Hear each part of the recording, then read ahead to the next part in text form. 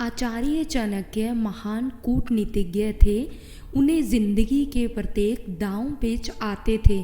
कौन किस समय क्या सोच रहा है और उसकी अगली चाल क्या होगी, यह आचार्य चाणक्य बेखूबी जान लेते थे। अपने इन्हीं प्रयोगों के बाद चाणक्य ने चाणक्य नीति महान ग्रंथ की रचना की थी, जिसे पढ़ने पर हमें पुरुष, महिला, बच्चे, बूढ़े सभी के स्वभाव और उसकी सोच के बारे में पता चलता है। महिलाओं के विषय में चाणक्य की राय है कि महिलाएं भरोसेमंद नहीं हैं।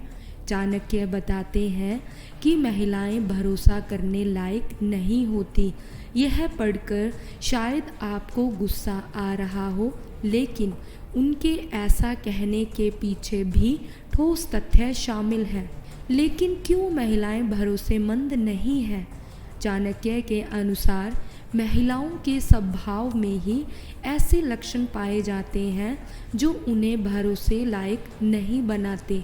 ऐसा इसलिए क्योंकि वे कोई भी बात अपने तक अधिक समय तक नहीं रख पाती। अपनी बात दूसरे तक ले जाना उनकी आदत होती है, इसलिए आप उनसे जो भी बात बांटेंगे वह दूसरे व्यक्ति तक ना जाए, इसकी गारंटी कम होती है। इसलिए चाणक्य महिलाओं को भरोसेमंद नहीं मानते। कैसी स्त्री से विवाह करना चाहिए और कैसी स्त्री से नहीं, स्त्रियों के सामान्य लक्षण के अलावा चाणक्य ने उनकी कुछ ऐसी बातों को भी नीति शास्त्र में सामने रखा है जो उन्हें शादी करने के लायक नहीं बनाती। चाणक्य के अनुसार ऐसी कुछ स्त्रियां होती हैं जिनसे भूलकर भी पुरुषों को शादी नहीं करनी चाहिए। स्त्री की सुंदरता।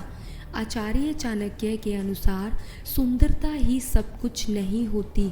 यदि कोई पुरुष केवल स्त्री की सुंदरता देखकर उसे परखता है और उसी के आधार पर उसे पसंद करके विवाह कर लेता है, तो उससे बड़ा मूर्ख इस पूरे जग में कोई नहीं है। स्त्री के संस्कार।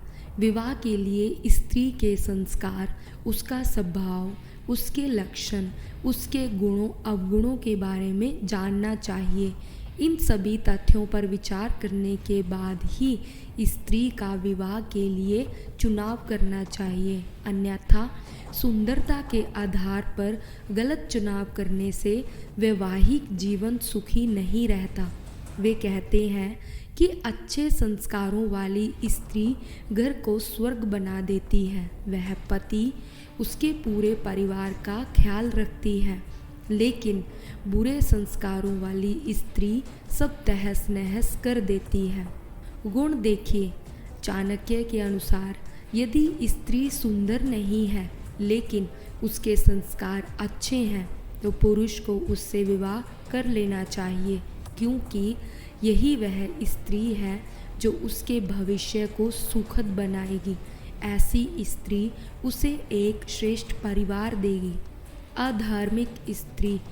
लेकिन इसकी जगह यदि ऐसी स्त्री को चुन लिया जाए जो संस्कारी नहीं है और परिवार की अहमियत नहीं समझती, तो न केवल शादी बल्कि सभी रिश्ते नाते टूट जाते हैं। ऐसी स्त्री अधार्मिक होती है। वह रिश्तों पर विश्वास नहीं करती, पल पल वह रिश्तों को तोड़ने का विचार करती है। ऐसी स्त्री परिवार के सुख के बारे में विचार नहीं करती, बल्कि सभी को दुख पहुंचाती है। वह उस पूरे परिवार को समाज के सामने बेइज्जत करती है। चीखने चिल्लाने वाली महिलाएं। अक्सर आपने देखा होगा कि ज़्यादा चीखने चिल्लाने वाली महिलाओं से लोग दूरी बनाना ही बेहतर समझते हैं। किसी पुरुष को शांत रहने वाली महिला पसंद आती है तो कुछ को चीखने चिल्लाने वाली। लेकिन चाणक्य ने अपनी नीति में ये बात बताई है कि चीखने चिल्लाने वाली महिलाएं पुरुषों के लिए भाग्यशाली साबित होती हैं। बात बात पर रोने और चिल्लाने वाली महिलाएं किसी से कम नहीं होती। ऐसे में वे अन्य महिलाओं को मात दे देती हैं।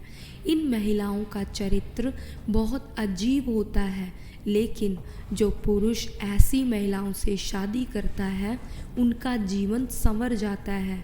ऐसी स्त्री की आपको कदर करनी चाहिए, क्योंकि ऐसी स्त्री आपको दोबारा नहीं मिलेगी। ये स्त्रियां परिवार के लिए बहुत अच्छी मानी जाती हैं।